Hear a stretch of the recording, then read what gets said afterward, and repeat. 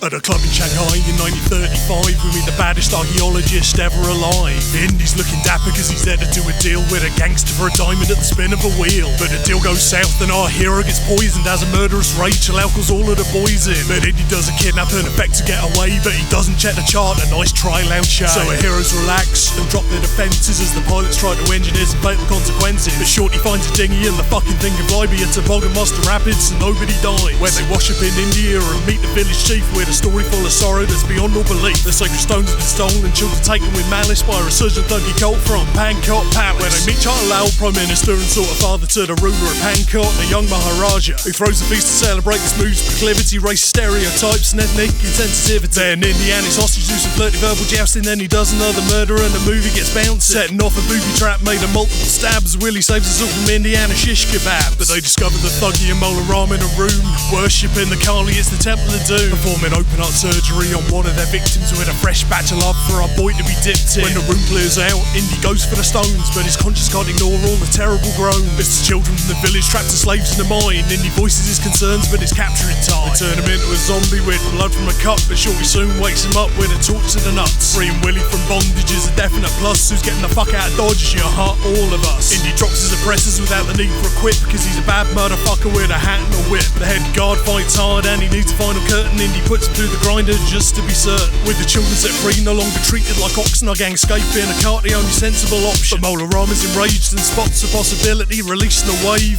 of liquid hostility. They escape to a bridge and it looks like they've lost, but Indy loves to murder whatever the cost. So he mullers the bridge and he's all like see you later as he feeds Mola Ram to the jaws of a gator. So the village gets its kids and they're stoning some hope, even though the white saves a Thai colonial trope. While Indy gets the woman that he chucked through a window, cause nothing says consent quite like Stockholm Syndrome. Any ethical problems you can read them and weep, cause Spielberg's on a roll, shit and gold in his sleep. In summary, it's fun seeing he put to the test, but with the benefit of hindsight problematic at best.